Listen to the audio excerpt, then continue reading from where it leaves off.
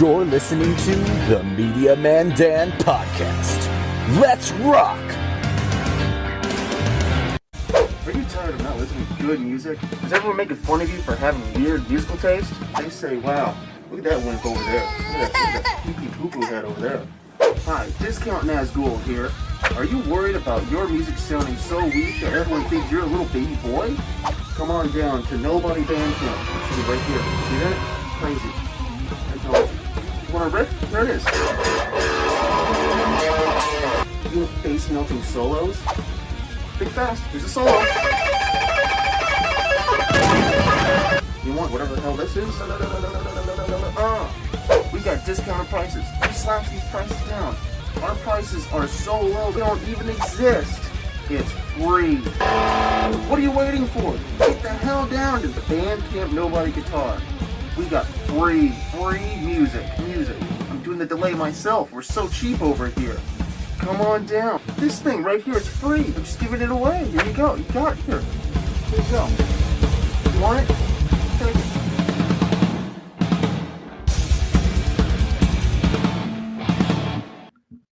What is up, ladies and gentlemen? We have the man, the myth, the legend, Nobody Guitar with us on the Media Man Dan podcast. And you might be thinking, why did Dan not hold his hand up and do that? What's up, guys? Thing. It's because we're in darkness. We're in death metal. We're in territories that we've never been before. The darkest of dark. Welcome, Nobody. It's great to have you on the podcast. Great to be on the podcast. Thank you so much. Absolutely. All right, sir. So first question, where are you from? Man, all over the place. Currently, I'm in Louisville, Kentucky, just because that's where family is. I kind of grew up around here, but I've bounced around. I lived in Chicago. I did internships up in New York, and then I flew out to LA doing the whole dream thing with Hollywood and being a rock star. And now I'm back in Louisville with the hardcore scene, and I got to represent the Midwest. That's awesome. I don't know anything about Kentucky. My friend Carly Shea was also on a stream talking about how we only know the fried chicken. Yeah. Yeah. I should have wore like a white suit so I could be, the colonel, With that face, yes. Yeah, exactly. Maybe do like a it's white the one. new Yeah. dark chicken. Yeah. But dude, so Kentucky, you've been to Chicago as well, or you were living here. How long did you live here for? In Chicago? Oh man. So I went to the School of the Art Institute of Chicago back in 2006. And then I lived there all the way until 2017, so almost 10 years. Small world, dude. I wanted to go to the Art Institute over in Schaumburg. I'm pretty sure that you know the other one.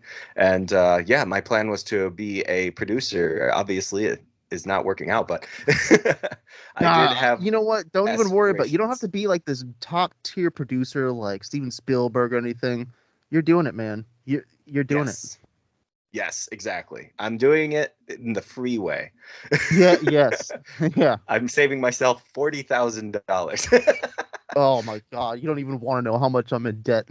Yeah, I would imagine. So did you go all the way through school, bachelor's, master's, anything? Yeah, I got a bachelor's in fine arts, film, and music. Oh, fantastic. And yes, we will definitely dive into film as well. And Yeah. we were talking about horror before this. We had a pre-chat that you guys can only find on my Patreon. Only $1. That's all you got to spend, $1. And you can listen to every conversation I have with people. I don't ask for anything more, even though Google says never, ever put your Patreon lower than $5. Fuck you, Google. I'm doing what I want. Yeah, do it. Yeah. Absolutely. But so let's see. Now, currently you're in Kentucky area. You said you're in the hardcore scene? They have a hardcore scene over there? Oh man, the hardcore scene around here is just insane. I've been going out to some bands just recently. I've seen Snatched Up. I've seen Give Up. Vile was awesome. There's so many cool scenes over here. Earth and Elsewhere. Check out A Star Guided Vessel. I just love plugging like everyone. Like we are the artists. I love plugging other people. I love connecting with other people. But the hardcore scene over here is just getting nasty awesome. Because I guess everyone's just kind of craving it. And now that I come from LA, maybe I could bring some, some thrash, That'd be cool.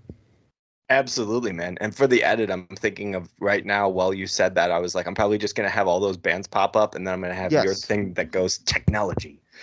Yeah, yeah. And by the way, guys, if you have not seen his advertisement on Instagram, you have been living under a rock because I've seen it 3 times and I'm already following him.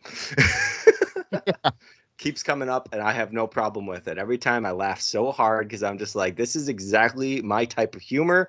And also, it tells you nothing about your music, which is so funny. It's like, what? Why? It's like, if you want to check it out, I mean, look at this. What do you think I'm going to be playing? Coco Melon theme song? You know? He's well known for the cover of Baby Shark. Yes. Yeah. Dude, seriously though, I'm in awe with how your aesthetic is as a death metal musician in the United States of America, where we're usually not known for this kind of stuff. It's very hard to have like an image. And as you guys are probably already staring into his eyes, like, are his eyes blinking? Is his mask blinking? Is this Deadpool in the darkest of realms? We don't know. But but yeah, seriously, I think it's the coolest thing, and yeah, I've never seen anyone like you, and that's what I told Jay as well, as you know him. I say, if you are an independent artist and you're standing out as something completely unique and individual, I'm like, let's go, let's show everyone. That's hilarious because I don't want to stand out. I'm doing this to be like, I just want to hide in the shadows, cover my face up. But I got through life as a comedian, so that no one would beat me up. I would be like, I can make you laugh before you hit me, and then it would stave off a lot of it. So I've just learned how to like cope through a lot of stuff with like hilarity. And I mean, look at me. I am 14-year-old me's cringe lord dream right now. So I know how ridiculous I look. Have fun with it. Like, I get to go up on stage, live the dream. It's awesome, Yeah, it's either this or haunted house gigs. Oh, dude, yeah. Oh, okay, I'm doing that. Yeah, nice. I didn't even think about that. I remember the first time ever being in a haunted house, and I was part of the act, so it was super fun because we got to be the scary people. All we did was stand behind ropes the whole time and just yell whenever people came by. I was like, this is so fun. Yeah. And I can't tell you how many times I heard this song, Cascada's song, Evacuate the Dance Floor, just kept playing over and over and over. I think I was in the mobile house, whatever it was, by the school for like 4 hours straight. And I will never get that song out of my head because of that. Oh, wow. Yeah. It's not a bad song. It's just like, I heard it only that time. Yeah. Like, once you hear it 4,000 times, it's a different song at that point. Absolutely. But speaking of the haunted house idea that I just came up with, where have you come up with the idea to be this character? What was it that really horrified you or interested you that you're like, I want this to be my image?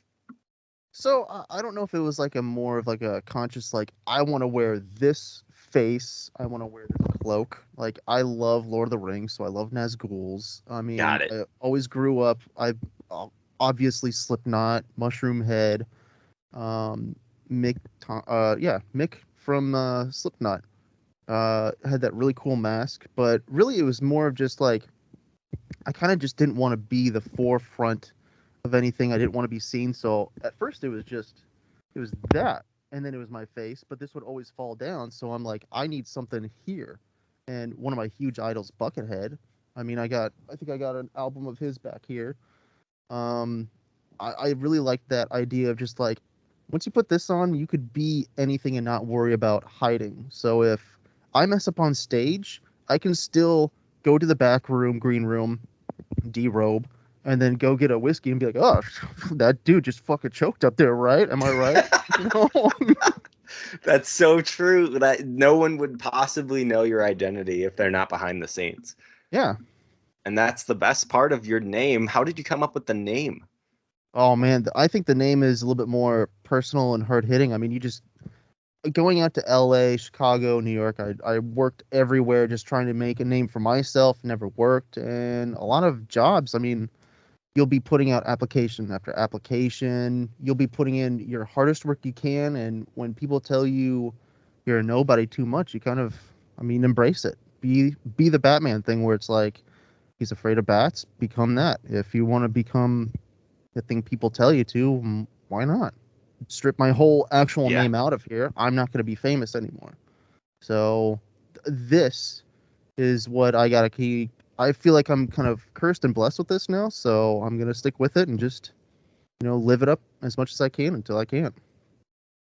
Love it. Love it. And yeah, the Batman that you brought up, oh my God, that's probably the best representation. I was also going to say the 8 Mile rule, where it's like, you can't say anything bad about me because I already know everything bad about myself. So therefore, nothing you can say is going to hurt me. And Oh yeah, I mean, discount Nazgul, bargain bin Grim Reaper. I mean, rejected Slipknot member. I could go all day.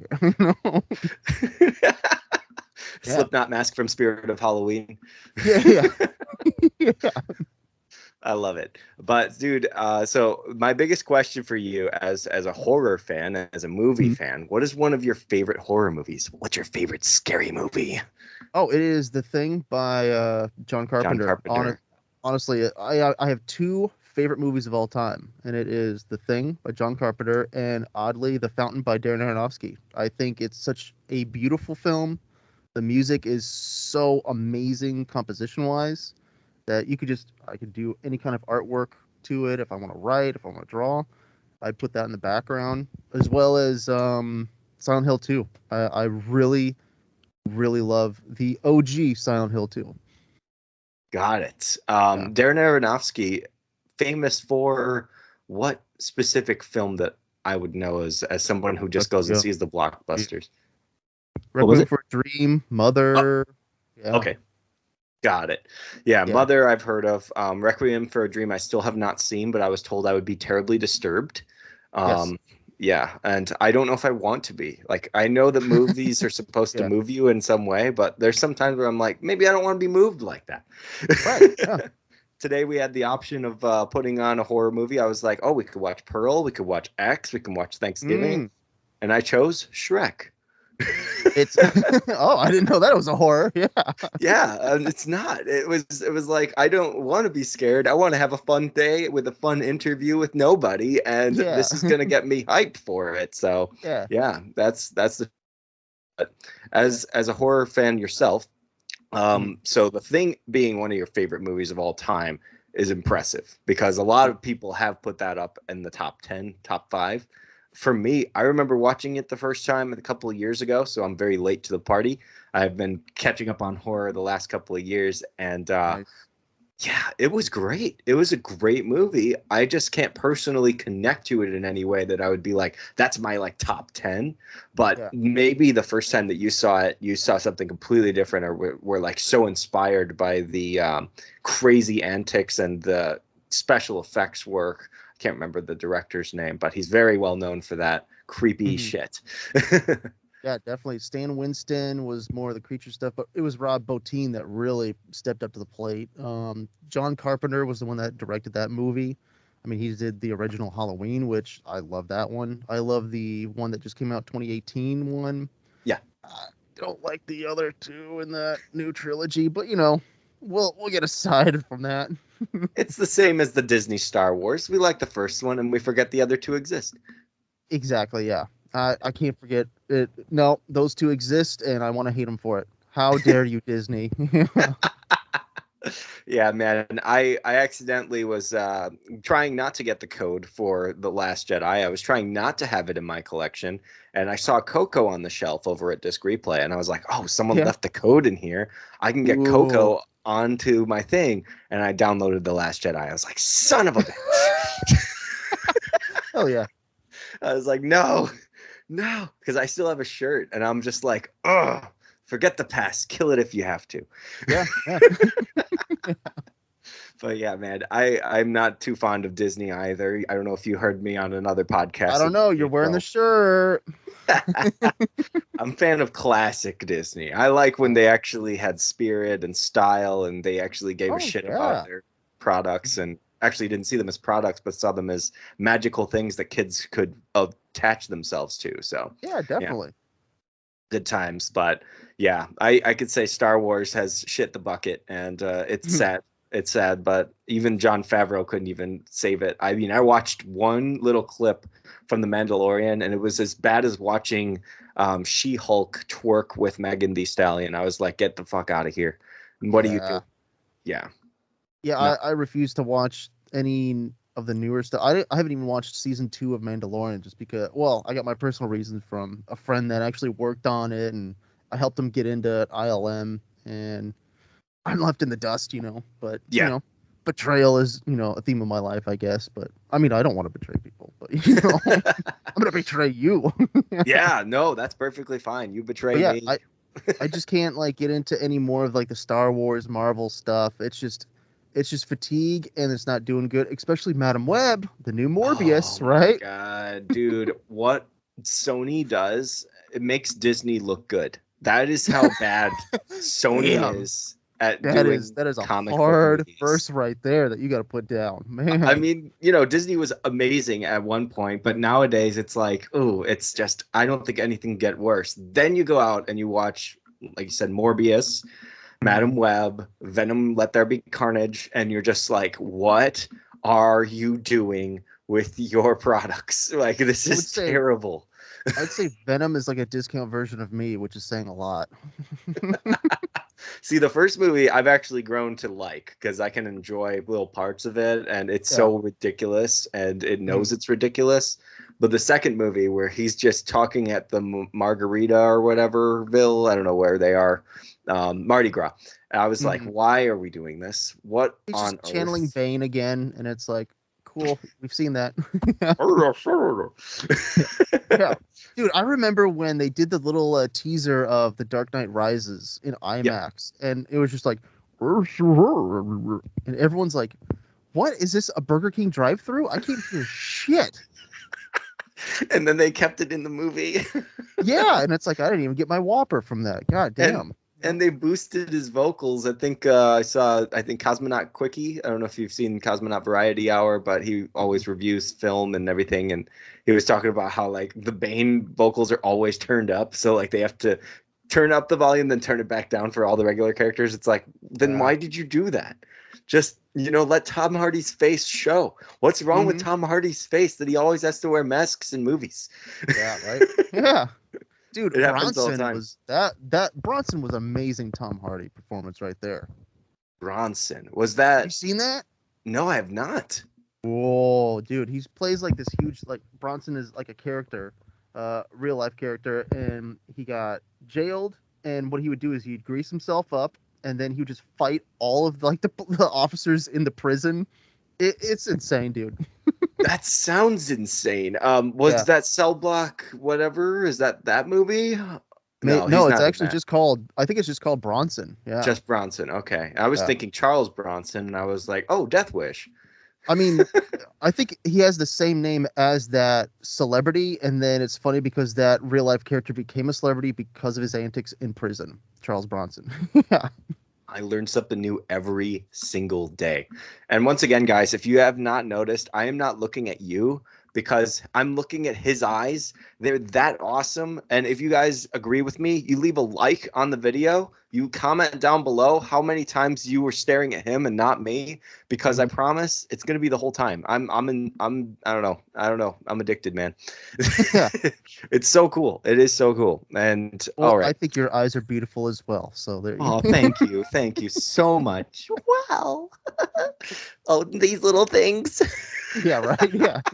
Jeepers Creepers. I'll just pick them right out, But speaking of Death Wish, I'm now going to push into death metal, which is the genre that I consider your music as. What got you interested in that genre to play, perform, or listen to?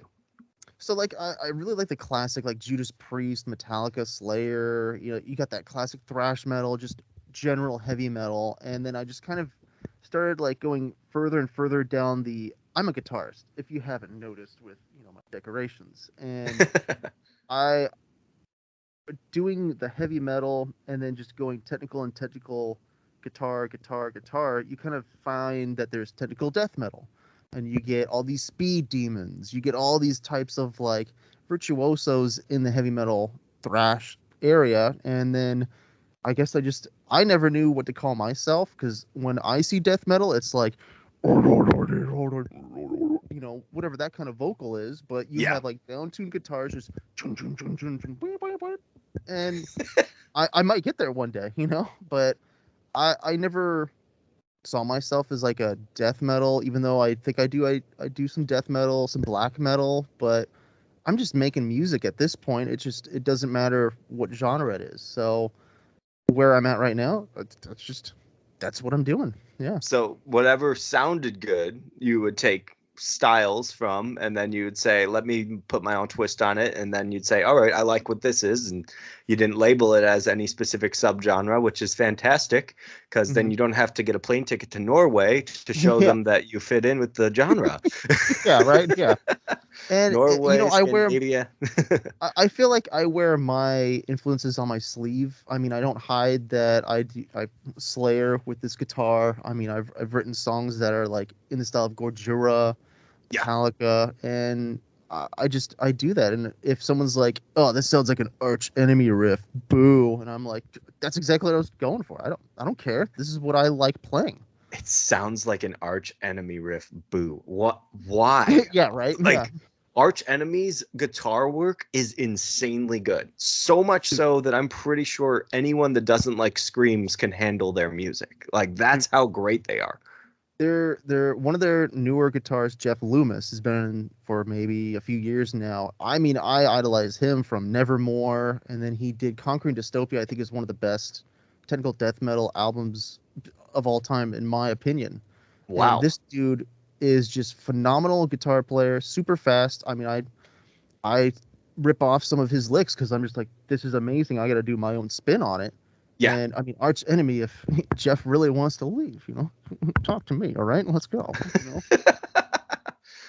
That's where, you know what? You could actually collab with him. That oh my God, if I could do that, it would be dream come true right there. That Yeah. and he collaborated with Keith Merrow, which I idolize as well. He's a really good producer, music wise, really good guitarist. I think he's on tour with a new outfit called Nightmare. So check them out if they're touring right now when we're doing this whole podcast. Wow, that is crazy. And this is February, guys, February 17th, which will not be the time that this is released, but Yeah. they will be probably still on tour somewhere. But I can say Arch Enemy. So for the first time ever, I was thrown off when it came to music because I think it was Ginger that also did this to me, where everyone was like, "Oh my God, you got to check out this band." I was like, "Cool." And so I picked up Arch Enemy from the library. They don't have any cover art of her on Mhm. it, so I didn't know it was a girl. So I was just Oh like, yeah. yeah, he's great. And they're like, that's Alyssa. I was like, oh. It's like the classic like Hanson. Oh, those three chicks? Yeah. It's like that kind of flip on it, where you see the picture and you're like, are those chicks? But then you get Arch Enemy and you're like, these vocals, or they don't do anything like that. It's just yeah, Yeah. that Oh, black metal, death metal, I guess. it's so good, dude. I love fry screams. That's what I currently do, and I've been working on low screams as well. But it's still in that fry style. And a lot of main screamers that I've always idolized tell me they don't know how to do that. So Yeah. it amazes me how many people have not gone to fries and have gone to those extremely hard vocals that I consider hard. But it's vice versa when it comes to it. How did you first find your scream? I just was kind of not in desperation, but it's like seconds are ticking off. I want to put this album out, so I'm just gonna try something. And I think I came across Adrian Cohen of Seven Spires. She's a really good singer, amazing composer, and she was doing some vocal lessons online. Like, okay, if you just don't want to blow out your voice and destroy your whole throat, do this step and this step and this step. And then I could kind of get into that fry scream, and I let it go. I mean, I had a sore throat, but I didn't blow my throat out, and now I can actually start to do that thanks to Adrian Cohen. So thank you. Amazing. Yeah, and another amazing vocalist and musician that happens to be a female, which is crazy because back when heavy metal was first started, it was known as the manly genre. But Yeah. now these ladies are kicking ass, like Courtney LaPlante of Spirit Box, and now I've seen Casey Carlson tons of times on Deadlands posts, and I'm blown away. I'm like, this is something that needs to happen. It needs to be more inclusive, not in the way that it's all woke or anything, but the way that we can actually have everyone's voice be heard and distinguish which one is actually the best. And it's those that have the most versatility to their voice that just blows my mind. And when Courtney screams versus when she sings, I'm like, yep, you are like Oh yeah. Evanescence had a baby with Arch Enemy. Like even Unleash the Archers. I know they're gonna go on Oh my tour with God. Powerwolf, I and love them. Brittany Slays, amazing vocals. The Truly. chick from Ginger, Tatiana. Oh, I mean, Yes. I think that blew everyone away with their live, That was the show other of that one where I video. didn't Yeah, know they were female. yeah, I was listening to Alex Hefner react to it because, you listen to people sometimes instead of watching their videos. And I was just like, mhm, oh, cool. What a nice band. And all of a sudden yeah, I heard that like low Howard Jones kind of range. I was like, what? yeah. What? How is that? Hmm. Yeah. Lamb of God, I should say. Yeah. Much more Lamb of God. Oh yeah. Speaking of Uh, Lamb of God, I have their ex drummer Chris Adler on a few of my tracks. really? Yeah. Small world and perfect timing to talk about Lamb of God. What is your personal feelings towards that band? As you've probably worked with their drummer many times, you probably have some, I should say, bias towards them. But at the same time, as someone who listens to so much death metal and knows that they're well known for having the same vocals on every track, did it ever annoy you in any way? um, I wouldn't say annoy. I know the first time I listened to Lamb of God was when the Palaces Burn album came out, and it blew me away. I couldn't stop listening to it. From this day, I think Vigil is their best song. I absolutely love that song, and I never would have thought in a million years that I'd have i- Chris Adler's or any of their, work on some of my stuff. So it was kind of like you know, thanks, pretty much to just like, you know, cross those paths and you have that check off, on your bucket list. So yeah, Absolutely. I like Lamb of God. I think it's amazing. It's kind of weird to see them without the full outfit. Now they have different, members, but shit happens. Yeah, absolutely. Their vocalist specifically blew me away on Redneck. That was my first time listening to them on Pandora, which is Hmm. apparently only an American streaming service. Yeah. And so I would listen to that a couple of times. And then when I saw Jared Dines do multiple screams, he did the inhales along with like mid scream. And he was like, no, no, it was regular mid scream. And then he's like, just I'll overpronounce every word. Now you sound like Lamb of Yeah. God. And I was like, that is so spot on. Oh yeah. His pronunciation is amazing. Much like my favorite screamer, which is Maddie Montgomery of For Today. And Okay. Yeah. now he's just a preacher, but yeah, hell of Yeah. a screamer. I think Very one of my different. favorite vocalists currently is Gojira. If I can do that, I could do everything. It's insane kind of vocals I would love to be able to do. The only thing I know about Gojira is that their name was based on how Japanese people say Godzilla. Yeah, it was originally called Gojira over there, and then when it brought over here, I think it was Godzilla. We changed it. Yeah, but then in the what was the '99 version of Godzilla? In one of the beginning scenes, there's a huge Yeah. footprint of Godzilla, and then they're running to this guy. He's on a gurney. Like, what happened? He's like, Gojira, and he says the original saying of it, and I'm like, oh, good callback. That is wild. Yeah, so for Godzilla, for a movie fanatic like yourself, did you see Godzilla minus one? I've heard nothing but great things. I haven't seen minus one. I just saw Shin Godzilla, and I saw it Okay. with my parents because they're like, "Oh, there's a new Godzilla," and I was like, "Yeah, let's watch it." And that was terrifying. Just how slow he moves. It's this unstoppable force, and then it changes into this like huge figure, and you're just like, "That's the iconic Godzilla." If I saw that, I woke up and saw that going through my city. I mean, I'm just gonna shit myself everywhere, and then like, I then take a mean, if you picture. see an unstoppable monster walking through your town, who's not jumping out the window? Like, Right? Yeah. seriously, where are you gonna drive away? Yeah, I would be probably like in Twister, where I'd be like, you know what? I just gotta drive towards it. Fuck it. This is gonna be insane. You know? Get it on camera. Yeah. You won't believe it. Yeah. Dude, I think Godzilla is one of the coolest characters. I remember playing the GameCube game Godzilla Destroy All Monsters. And Yeah, dude. Yeah. yes. And so that was like my first experience with him. And now knowing that he's a metaphor for Hiroshima, I am like, oh my God, I feel so bad. But at the same time, that's Yeah. pretty freaking amazing that the monster that they chose looks like such a dinosauric kind of thing. It's so Mhm. cool. And That yeah. nuclear breath, just like eviscerating anything in its path. Are you Yeah. looking forward to Godzilla and Kong? No. No, because it Like, looks like I an really Avengers liked- commercial. Yeah. I liked the King of the Monsters. I liked I don't remember the first remake. I think it was just Godzilla. I remember the Yeah. trailers coming out. I think I saw it in theaters once, but the next one, King of All Monsters, that's exactly what I wanted in a Godzilla movie. I want Mothra, I want all of it. You know? The Godzilla King of the Monsters had some of the worst people scenes.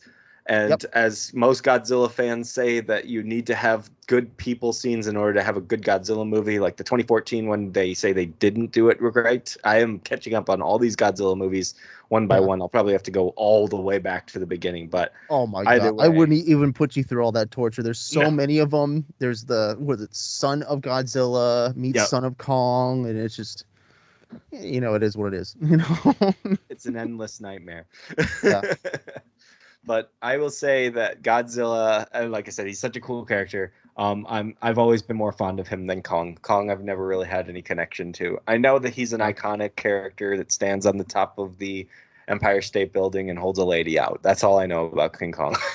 See, I have more connection with Sauron and Hellraiser, you know? Yeah. So, yeah. Oh So, my like, those God. big monsters, it's more like, okay, I don't know what to do with this. But, like, Hellraiser and, like, Sauron, I'm like, I could fight for you, you know? With Sauron, did you like how they used him in Batman? Oh, Lego Batman? Oh, I haven't seen it. Holy You've shit. never seen it? No, Okay, yeah, I now- gotta check now that I out gave you then. reason. Yeah, I Yeah. gave you reason to. It's such a yeah. great scene where like all these villains from every franchise is just like showing up together, and I'm just like, how do you Nice. get away with this? Oh, that's right, because it's Lego IP, so they can do whatever the hell they want. Like Ready Player One, where you're like, oh, I know Chucky's over here. I see this and that. Yeah. Yes, sir. Oh my God, Chucky is such a great character. Did you like the Yeah. TV show that they've made? I haven't seen the new TV show. I think I stopped watching after Bride of Chucky because to me that was like Jennifer Tilly Just as perfect. a Chucky doll. It's like, oh, that's perfect, and her voice is so iconic too. So it's like, Oh yeah. Yeah. That movie's hilarious. It's a dark Mhm. comedy more than I anything. think I watched half of the Aubrey Plaza one, and Uh-huh. I might have turned it off. I mean, yeah. Seed of Chucky, I didn't have any interest in, so I never watched it. I watched the violent scenes because I wanted to see if I could handle it. I'm not a gore Mhm. fan. As I told you, I'm catching up on horror, so it's Yeah. pretty hard for me to watch all that. But Curse of Chucky, Cult of Chucky, missed all those. Watched the first season, 3-4 episodes of that show, and I was like, interesting. Mhm. I like some parts, but then other parts I'm just like, he's going to be okay killing children? Yeah. I feel like that's just running on that really dark line where it's like, can But you that's the most actually evil show thing this? you can do, though. You know, All Not those to dead baby children. jokes. Yeah, exactly. But- I find it hilarious. You can kill a cat, and you know, in almost all of these movies, and like nobody really cares except for those cat lovers like me, and like Yeah. Stranger Things did it too. But as soon as it's like those kids are in danger, it's like, nah, this is the most Fuck 'em, important they thing we gotta deserve it. all focus Yeah, on. they're Yeah, so they deserve annoying. it. They deserved it. They want to go check out the underworld. Fuck them. I love it. But yeah, I never expected him to go after high schoolers or middle schoolers. I was like, this is just a very strange take on the character that's supposed to Yeah, be definitely. massive serial killer and well-known criminal, and like, you know, it just seemed out of character for him, but some people love I it. think some of the remakes that I really liked were, I think we were talking about with the Patreon exclusive, was Halloween, the remake. Yes. And the other remake that I really liked, what was that? It escapes my mind right now, but the Halloween one did really good. Did you like There's a few other Scream? ones. You know what? I did. I enjoyed the Scream. The first one. I haven't seen the next one that came out, so I don't know. I know Jenna Ortega is just taking off. She's doing all of her things. Good for Yeah. her. She put in her work. I saw the Fallout with her in it, The and Fallout. phenomenal acting. Yeah. She's a good I think. actress. Oh yeah. In Dude, that one, yeah. they barely Well, gave her she's anything in. We were to talking do. about X. She's in that one as well. Oh, that's true. She is an X. I have not Yeah. seen the whole movie. I've seen little parts in here and there. Like I say, man, every time I'm like, this movie says it's going to be bloody and gory. Let me just watch one of the scenes, and then I can determine if I'm actually going to sit through this or be scared out of my mind. The first Yeah. 15 minutes of X had such creepy music, I had to turn it off. Ha, nice. It's like I don't even see anything scary, but the music alone is getting me really on edge. So I'm not You liking. know, the music that used to scare me as a kid, I used to play on the Super NES, Nintendo Yeah. Super NES, and it was the Super Mario Brothers game on there. Whenever you go into a haunted mansion, there's scary music playing, and I would always cry to my mother. Yeah. I'm like, I can't play, and she's like, just turn the volume down, and then I could beat the haunted mansion. It was great, But music, So anytime music you're in was really Boo's hard. Castle, Yeah, Boo's every time Castle no, or any of the Bowser's? not the castles. It's like the little haunted mansions before you get to the castles, I think. So with the little Boo characters? Oh man, I'll have to find it. Yeah, it's gonna be in there. We have to put the theme in there. I need to get copyrighted and blocked by China. Oh, you know what? Yeah, never mind. I won't even pop it up. Yeah. No, I'll put it up there. It'll be okay. I'll have the angry Yeah. video game nerd playing it or something. Oh yeah, definitely. Fuck. Dude, he's such a great. I think that's where a lot of my comedy comes from is angry video game nerd, because he does the Cinemassacre. I mean, it feels like horror and comedy always go together. Yep, it's so true. I love comedic horror movies. We just Mhm. watched Freaky. I don't know if you saw it with Vince No. Vaughn. So Okay. it's a weird ass take on Freaky Friday. So No, a I've young, seen that one. Yes. Okay, you did see Oh it. my god! And at the end, I'm not gonna spoil anything, but he's Yeah. like, "No, I'm actually her," and they're like, "Oh yeah, only you would know that," and it's hilarious. Dude, I love that movie, and it got horrible ratings, and everyone was like, Ah. ignore that for the slasher people. I was like, I'm a slasher person. I want to see all the slashers, and it's listed. And so I was like, well, Happy Death Day's listed. I'll watch that first. Same director. I'm Yeah. like, all right, let's see how Happy Death Day is. And I was so bored. And I was like, Oh all right, yeah. well, there is a sequel. I don't know if it's going to be good, so I'll just let that go. And then we watched Freaky, and I was like, from the beginning, I was like, this is my movie. This is so fun. Like, this is exactly what I want from horror. First of all, it's mostly comedy. Yeah. Tucker and Second of Dale all, versus Evil is always a good one to pick on. Tucker and Final Dale. Girls. Final Oh, Girls I is need good to as see well. that. Yeah. Oh, Yeah. that's the meta commentary that I love Yeah. too. I mean, Scream is my favorite franchise, I could say Okay. for now. But I also enjoy Halloween. But my favorite horror movie of all time is The Shining. Oh, dude. There's been like stints of like where I have to watch films just like almost every day where it's like I just need it on. Yeah. Shining is one of them, and I felt Doctor Sleep was such a great follow-up to it. And Yes. it's not like, well, this isn't The Shining. Yeah, but it's not the book Shining, it's not the movie Shining. It's kind of like a nice merge of those two. You're still giving good homage to it. Yeah. I could watch them back to back, whereas some movies like Star Wars, I can't watch the new ones back to back because I get too enraged. I have to write evil music. That's what helps you. You have to spawn Lucifer's thoughts Yeah. into your No, music. she's not Rey Skywalker. God damn it! Palpatine's back, motherfucker. They fly now? They fly now. Yeah, oh god, the mother, the like, your mom called jokes. Oh, come on, god Dude. damn it. Just the second movie alone with stupid Haldo. Oh my god, every Oh. scene with that woman. I have never like hated anyone in any like old movie for a future project, but when I watch Jurassic Park, I'm just like, God, can they just kill her, please? So she Yeah, like never ends Laura up in the Dern is last. such a great Yeah, actress. I mean, even with David Lynch, she's doing amazing stuff. She's doing amazing stuff with Steven Spielberg. But then when it comes to this, it's just part of the writing, part of the studio that's like, just push it out. We need something now and do that. aggressive feminism. Oh boy, do I love seeing that in Star Wars. She-Hulk, Madam Web, you Oh my say? God. Dude, Madam Web is probably going to be something I avoid at all costs. I I love missed. how we transitioned into like we need more female vocalists in metal, and now we're just kind of completely bashing all these Full-on horrible misogyny. movies. Yeah. Yes. I when it comes to movies versus music, there's a difference because here's the thing. Yeah. The guys that write the women characters are the ones to blame. It's not the actors themselves, obviously. I'm aware of that. Some of the Yeah. actresses are very open about their thoughts behind the scenes, but some of them are just given shitty scripts and terrible writing.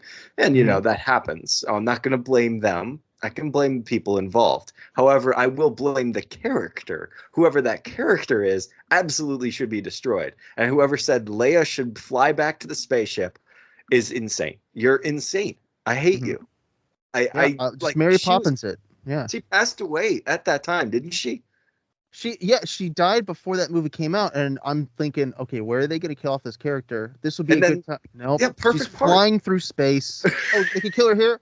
God damn it! Nope, she's still alive, and it's like And then all the kind of- fucking nerds, they're like, dude, it's in the books. She has powers like Luke. It's like, shut up.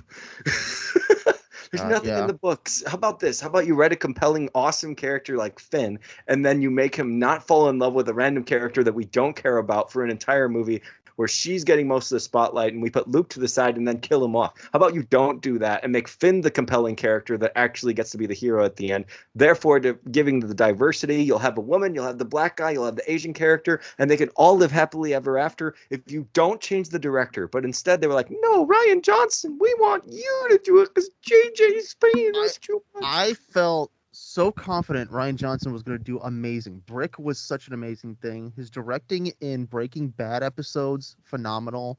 He Mhm. did Looper. So I was like, yeah, he's going to knock it out of the park. But instead, he just knocked me off my ass. And I'm just like, come on, man.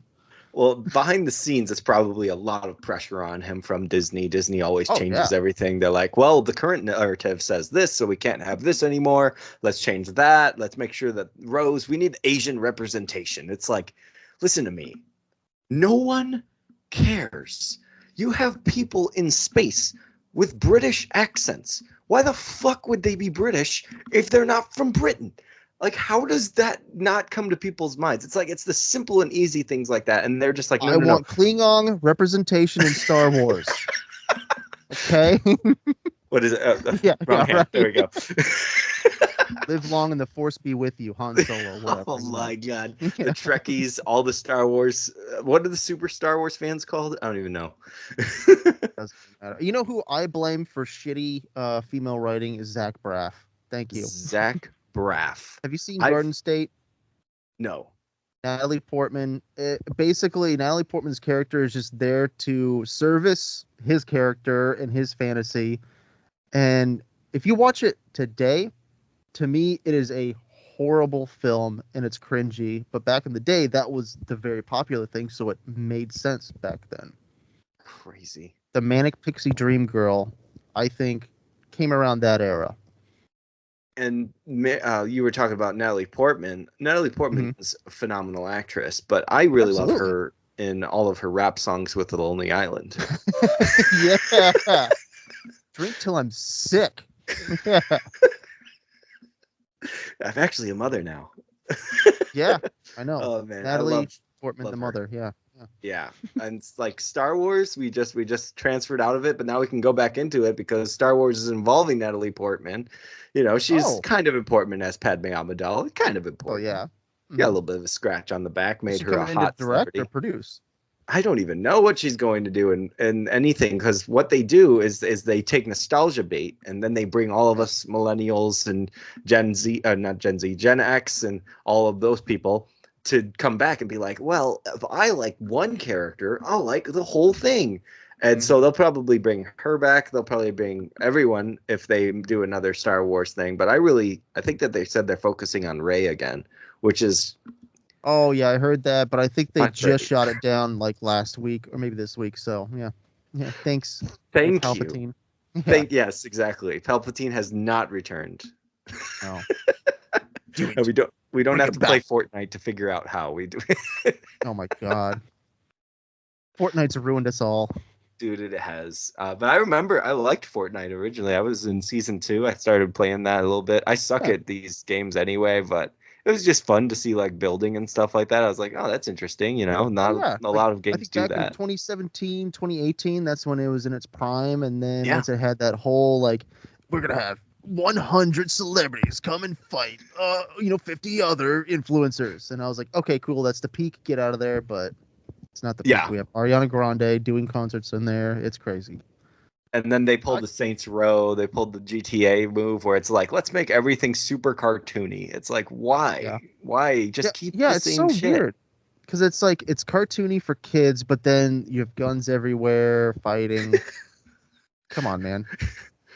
My favorite Left it thing, killed. and Yeah. they say stay away from YouTube. He says stay away from League of Legends. We're all going to save the world by following our direction. So please make sure that you are watching it on YouTube right now, and then go to my Rumble and subscribe and follow that, and then go to my Patreon, subscribe and follow that, so you don't have to miss anything. And nobody, where are we going to find all your stuff? That's the best question, because I know it's on Spotify, but I also know that Spotify hates new people. So Yeah. So yeah, I don't like Spotify, but we use that as more of like a marketing kind of venues look at that and be like, well, you have this many followers or this many listeners. But Yeah. I like YouTube Music. I mean, I don't like companies at all, but I do that. I have a link tree. Instagram and TikTok are where I'm mostly active right now. I comment a lot on those two, but I think on Instagram you could find my link tree. I have everything on there. I got a Discord. I want more people so we can also just rant and rave about everything on there. So yeah. I love that. Also, guys, I have a Discord and I don't know how I'm doing it, so I just cut it out of my Patreon bio. Just don't even worry about it. It's not a thing. My Discord is it's just a mess. There's some Yeah. days where I will join in and I'll say something and nobody will respond, and I'm like perfectly fine because I don't know what I'm doing anyway. And then there'll be other days where I'm like, well, I want to binge music with my friends, and I'll just have the thing playing nonstop, and I'll let it keep going and just be listening at work.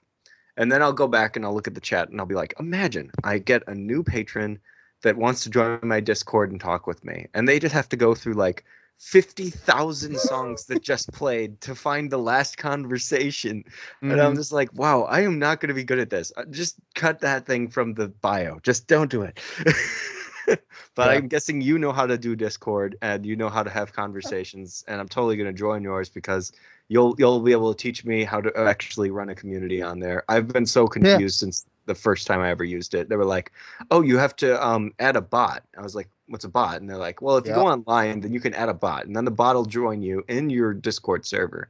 I was like, "Okay, cool." And they're like, "Yeah." So then you get the server, and then you have to get the one that has the rights to the music play. I'm like, Mhm. "What do you mean the rights to the music play? It's just press play."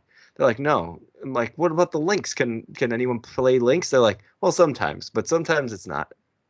I'll get It's you in like, touch with my mod that set up my Discord. He's phenomenal. I mean, within okay, a month, it was just like all figured out, and I'm just like, this is amazing. Thank you. So I'll put you in touch with him.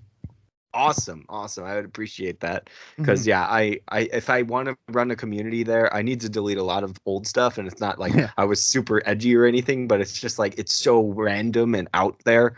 It's not going to connect anyone that's going to start up. So it's going to be like I want to have the community come from Patreon or YouTube or Rumble or whatever, and to just have that conversation about whatever it is instead of me in all my Spotify plays. Yeah, right. Because I'm telling you, man, it just keeps swiping, and you're like, when did he talk last? Yeah, right.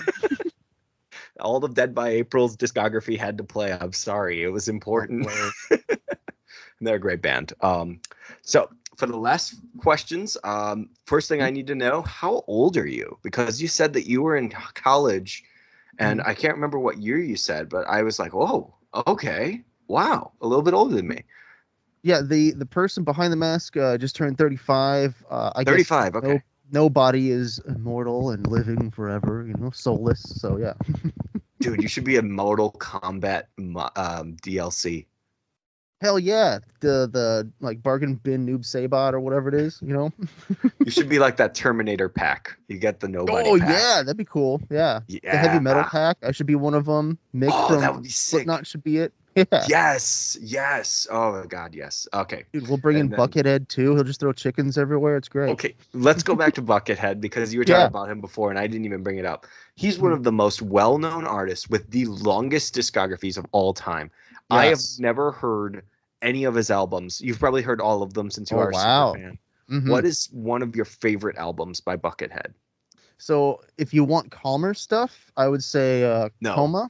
Okay, No. you want heavy metal? Yes. Like if you listen to this album, you'll have to take a shower afterwards. It's Buckethead Land 2. Buckethead Land 2. Yes. I mean, there's stuff about like burying bodies, putting lime on there, deconstructing bones, building a whole entire amusement park that will kill you, and it just has amazing guitar work, music, heavy metal tones. I think Cobra's Hood is one of my favorite ones off there, but I could list off a whole bunch of them. I listened to that when I was a kid. Going to high school when everyone hated me, I was like, yeah, I'm going to listen to Buckethead. They won't even know what I'm listening to. Yeah, that one I if you could want say- heavy. Those themes, you're not kidding about that. That is pretty heavy and dark shit, but at the Mhm. same time, I can say one of my favorite songs by Avenged Sevenfold is A Little Piece of Heaven, so, Nice. Yeah. It's not too fucked up, right? I'm actually thinking about doing, since every time I type in Nobody, their new song Nobody pops up. So I'm like, well, shit, I got to Yes. do a cover song of that, or else have a song called Avenged Sevenfold. So at least I pop up in the search engine, That's so smart. Okay, so you're gonna pull off the Taylor Swift Tim McGraw. hmm That's probably the best choice. I can't blame you. Also, Avenged Sevenfold, one of my favorite bands of all time. I have Nice. absolutely fell in love with their sound. And even though M Shadows is Backcountry, probably man. not my favorite vocalist, I can say their work as musicians is insane and they're Absolutely. so good, so good. And I all the never haters. got into them when I was younger, but I definitely respect them because I know they're phenomenal musicians, phenomenal guitarists. It wasn't my type of music yet, but I'm slowly opening up to them now.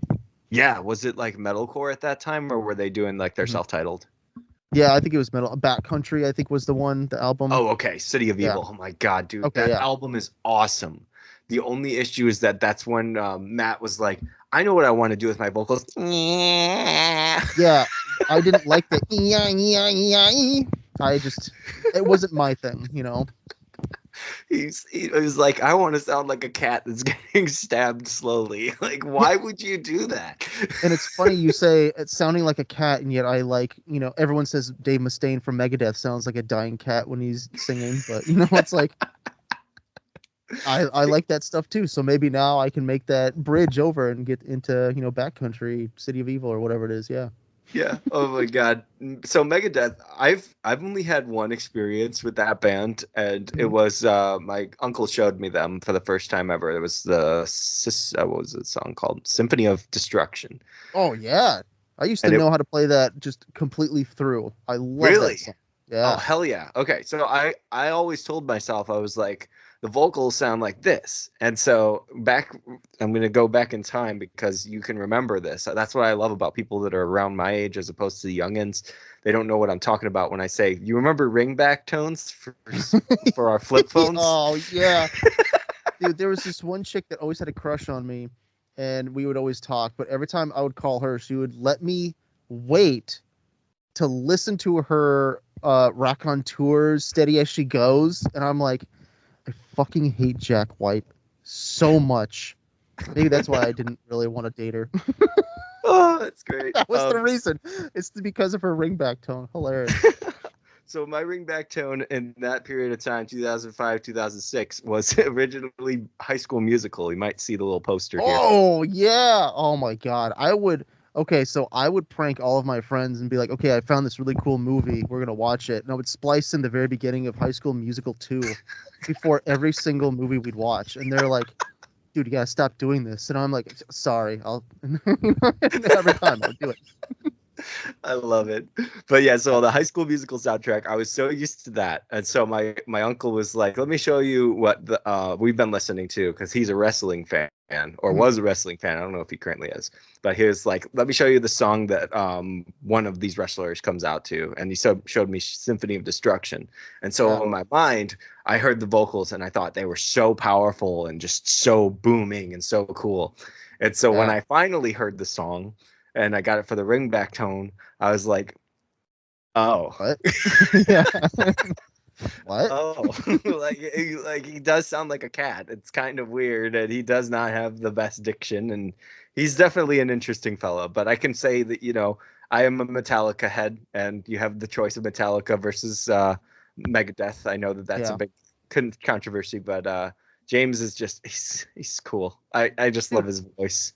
Metallica's so inspirational. I mean, they're iconic. They're huge. I could definitely I feel a little bit connected with Dave Mustaine because I feel like I'm being Dave Mustaine for my old band. But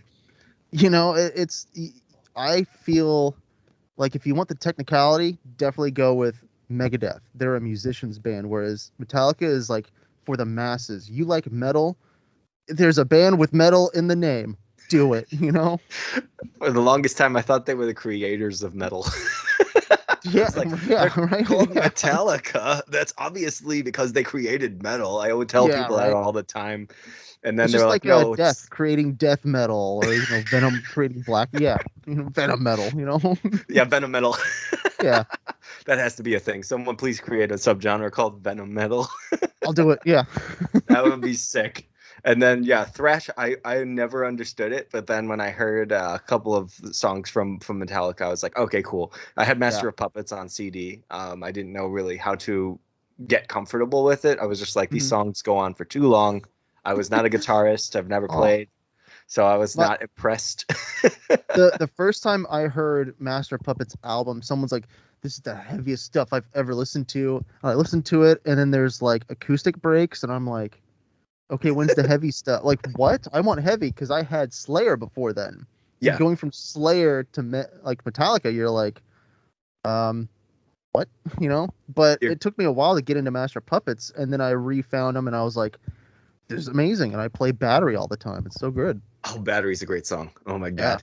Yeah, my favorite became so the favorite album became Injustice. I was obsessed with just one. I love that song so much. Yeah. And then I was listening to a couple other songs and I was like, oh, Blackened, like I was like, this is exactly what I love on their sound. And then people were like, but there's no bass. And I was like, oh, yeah. I never noticed that. Funny thing, everyone always makes fun of that. I get it. I really wish they would reissue that. Like they've been reissuing all their old stuff. If they would just remix it and put Jason Newsted in there, that'd be amazing. Yeah, but no one knows that Judas Priest's Painkiller album has MIDI tracks. All the bass is MIDI. Really? Yeah. Listen back to it and you'll go, wait, yeah, that's all computerized. Yeah. So, music and critics, that's chill out. Yeah, and that's Judas Priest out of all bands. And that album of all albums, oh my God, Painkiller, come on. One Shot at Glory, Leather Rebel. I mean, I could list the whole album's a banger.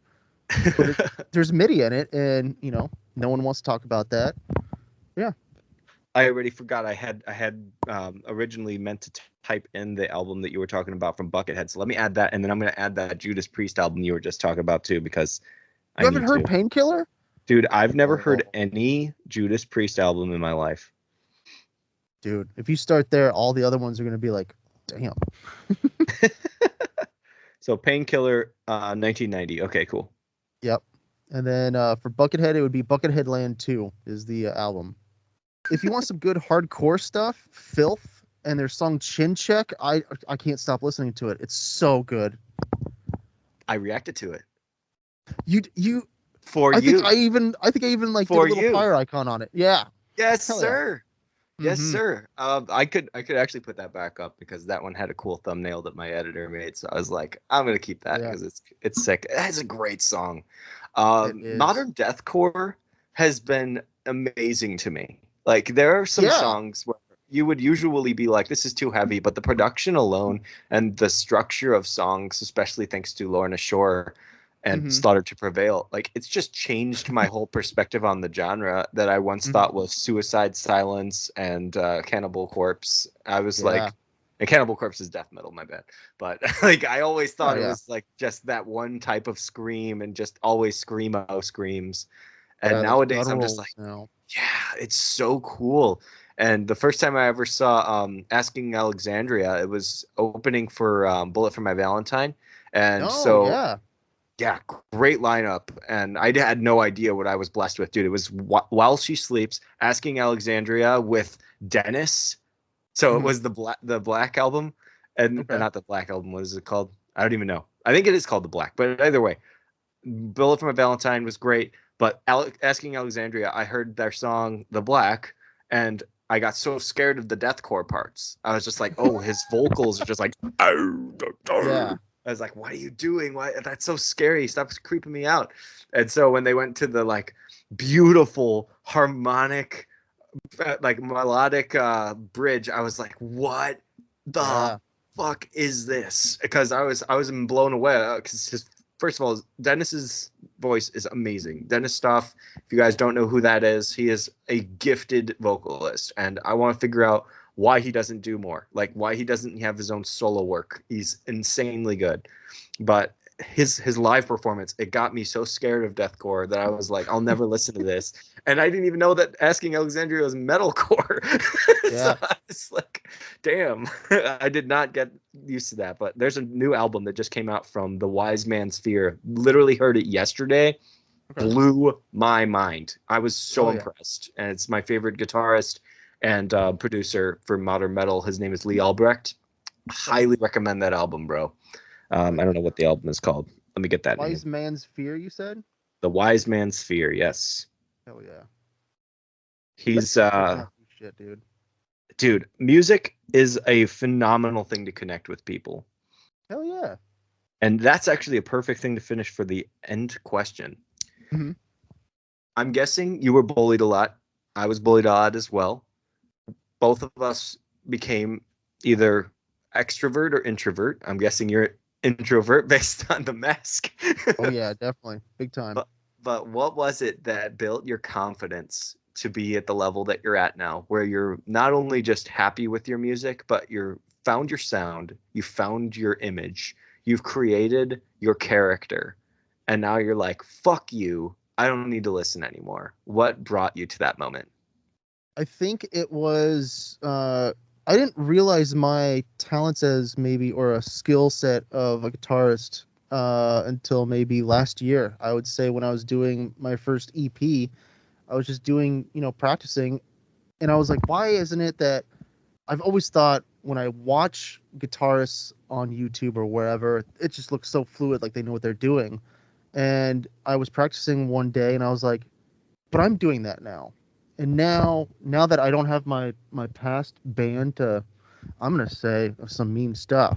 Now that I'm not being held back, I feel like I've now been able to have my own voice. Now I'm starting to build my own kind of face, my own persona, and I'm just saying I don't have to worry about what I'm marketing, if this is going to be good, if someone's going to say this is bad, we got to change this. It's now my product. I get to do what I want to do, and I have fun with this. And I think now that I'm not being kind of like waiting on someone, I could just do what I need to do, and I can have fun with it.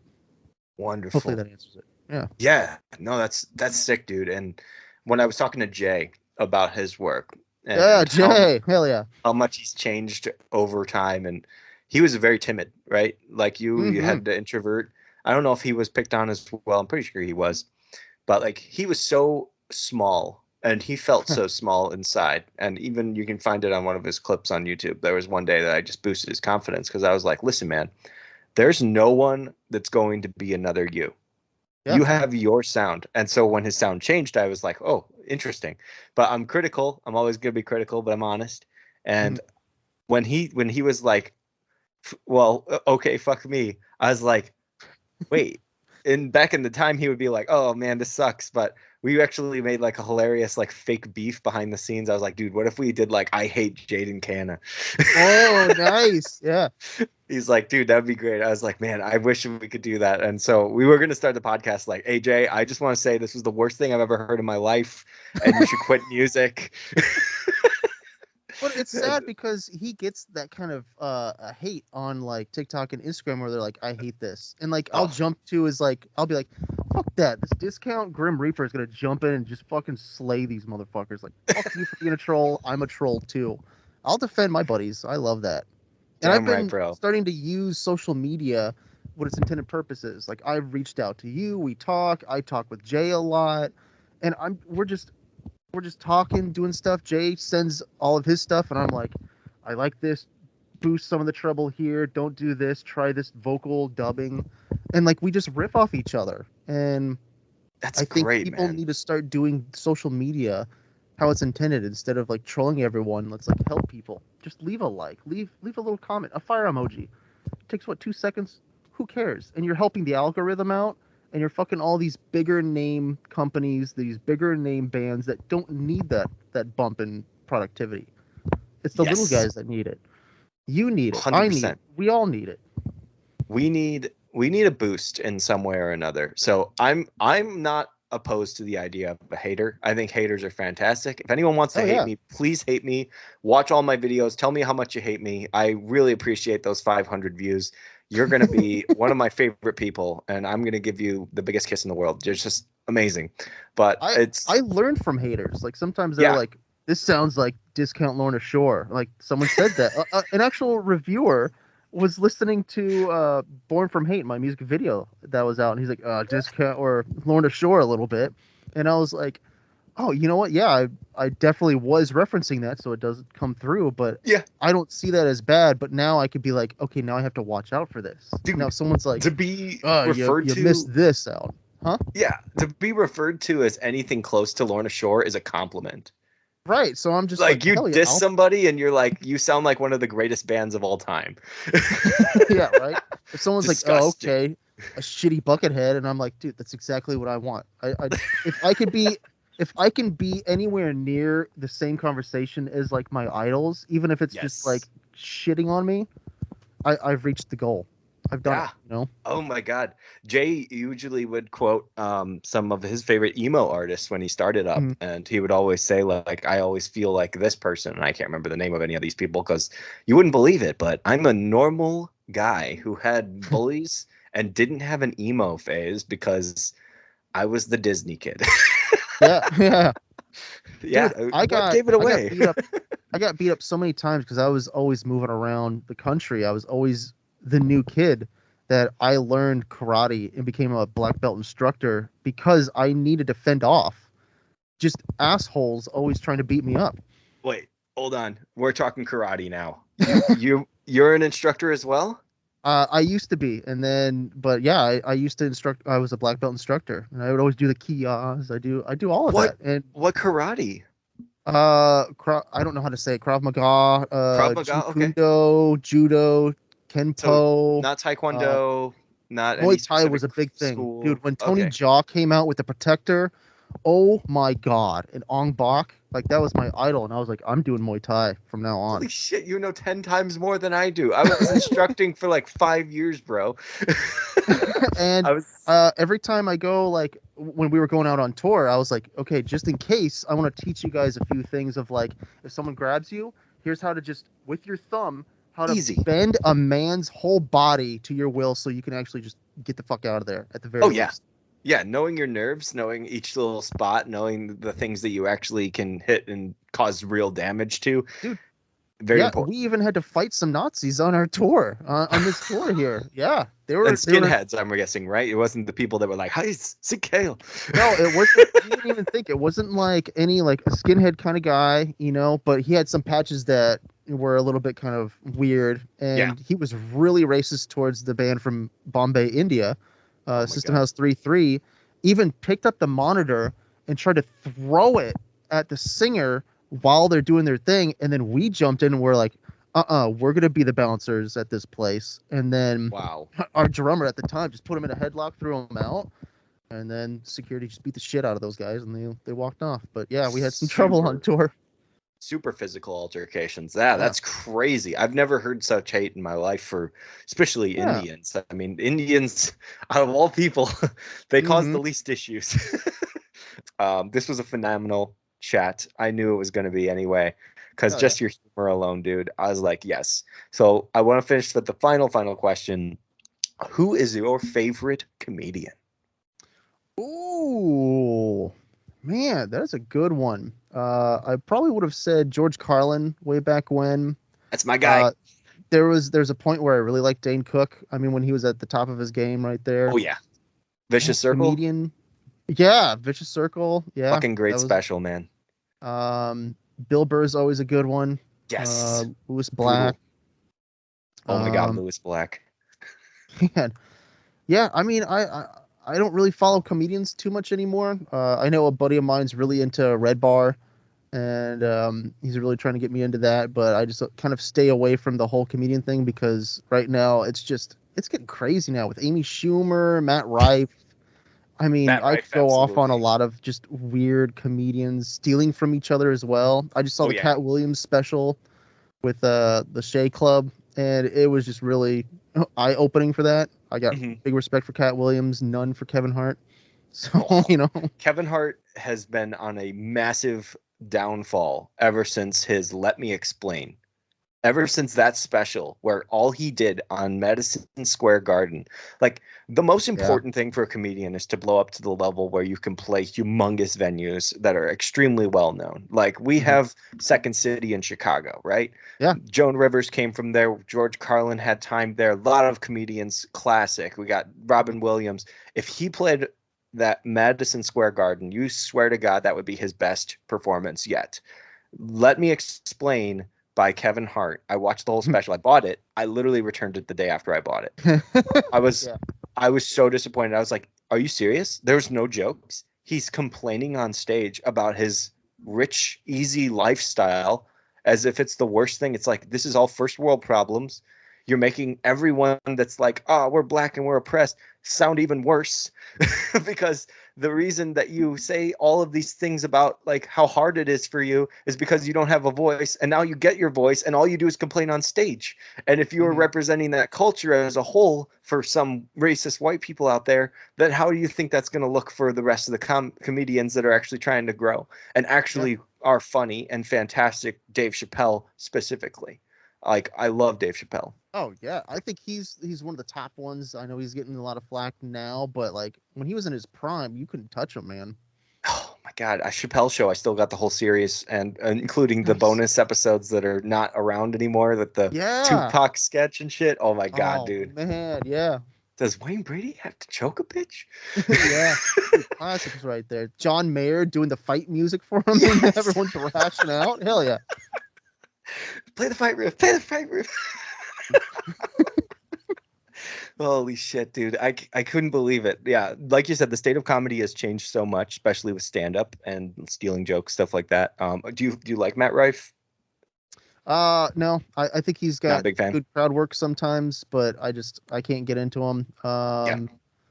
He gets into a lot of women. I get it, but whatever. The Machine, Burt Kreischer's huge now. I can't get into him anymore.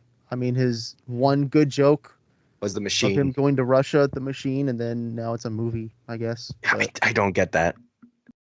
I mean, good for him. He's doing his thing, but yeah. This is coming from a guy with a shtick. Come on, dude. It's true. It's true. They have to stick to something. I've always been fond of, like you said, Dane Cook was funny, but I got into Jim Gaffigan first. I think that was my first stand-up experience in person as well, but my first stand-up experience over audio. My cousins were like, hey, check this guy out. They knew I was religious, and they were like, he doesn't really say too much that's like really bad, so I think that you'd be like okay with this. And I listened to, I think it was King Baby or Beyond the Pale. Both great specials, and I got used to that humor, and I got used to like this nicer form of comedy. And so your eyes get opened as you get older, and you start realizing that like Remy from fucking Ratatouille, Patton Oswalt, when he's behind the scenes talking about fucking girls, it's like, oh my God, this is killing me. And then, yeah, like you said, Lewis Black, I was like, think about how he got a Pixar contract. Yeah. Like, Lewis Black, out of all people. That's like Insane. giving Don, what's his name? On knots. Don Rickles was his name. Oh yeah. Okay. Yeah. I know who you're talking and about. Yeah. He's amazing. And like, I got into comedy because I had BET, so I really got into like Bernie Mac, the Bernie Mac show, yeah, and George Carlin at the same time. So I had this like weird kind of like, multiracial or racial type of humor, and I'm just like a sponge at that time when those things were coming out. Dane Cook comes out, then you had Louis C.K. before he was outed as a weirdo. We're all weirdos in some sense, but he's I think famous Dane one. Cook also got canceled. Oh yeah, he did like a baby abortion joke and No, he it was much bombed. worse. Oh, it was? Oh no, I'm Yeah. gonna research it then. I'm gonna look it up then. Something with a 17-year-old girl. Ooh. Yeah. Oh, he was doing the Leonardo DiCaprio. He's Yeah. riding the line. Yes, he's doing the Louis C.K. And it's like, Yeah. you don't get that anymore. You have this marketing business side that's pushing everything, and that's what's making the music. But that's how you make all the money, the billions of dollars of money. Well, here's the issue. When you make that billions of dollars, nobody tells the real scene that's going. No, the things that are actually happening behind the scenes. I don't know if you've heard of Violet Orlandi. Mm-mm. She's a pretty gothic emo, I guess you could say, cover artist, but she has Okay. originals as well. She actually exposed her old label without giving a name, and she said that the way that they did it, it sounds great. We're going to put you to the top. You're going to be played all over. We're going to have massive exposure. You get to pay for all your sessions. Yes. So they start with, oh yeah, we'll make you one of the biggest hits. You'll be as big as Britney Spears by the end of this. Yeah, it will happen, and you'll owe them $4,000 a session. Yeah. And so, just to anyone listening that wants to get into music, understand that a cash advance, if you're gonna do a record deal, that means if they give you $200,000, you have to pay them back that $200. They're just advancing you money. yep, And also, when you get a record deal, if you don't sell the amount that you've signed on for, you have to buy those from the record company. Be very cautious about what contract you're actually signing. If you want your name out there and you have the money, do it. But if you have no money and you're starving, please listen to Media Man right here. Do stuff. Be a community with your other people. Don't try to do the Kevin Hart way where you're the industry plant. You're just making, movie after music after album. You have to work your way up. You gotta go through the dirt. it's so true. And also make sure that whoever you are working with in the studio is not going to be an extra paycheck that you have to take care of. That was one of her biggest things, is she didn't know that all the recording equipment, all of the set, all of the concerts that were going to be pre-planned, all of that was coming out of her pocket. So then she's thinking, I made this money. And what did she get? A negative balance. They basically took all of everything that she had and then gave her nothing at the end except for one album, which she had to promote because it was part of the contract. As soon as the contract ended, she wanted the album deleted, and they couldn't do it. Like, it is crazy, but that is how the business is run. It's dangerous out there. He's an independent artist, nobody here, and he understands how it is to be around a lot of people that are untrustworthy and will stab you in the back and will not have any remorse if they do it. But I'm somebody who's an optimist. I'm somebody who wants to give the greatest of greats a chance to speak their mind and to show the world their passion. And that's what nobody has here.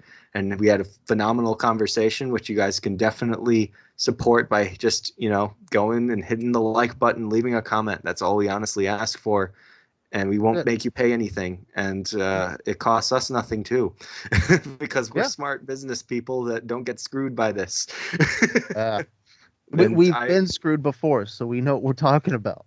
I'm going to say I stayed far away from it. I've been doing everything independently. All my editing was basically done by me until I found one person that was nice enough to help me get some thumbnails out and do a couple videos on the side. But like, I've been doing it by myself. If you feel like you can't do it, then really find someone trustworthy and partner with them. Collaborate with all of the people around you, especially nobody here. But also, one forward, always get contracts, even with your friends. Trust me.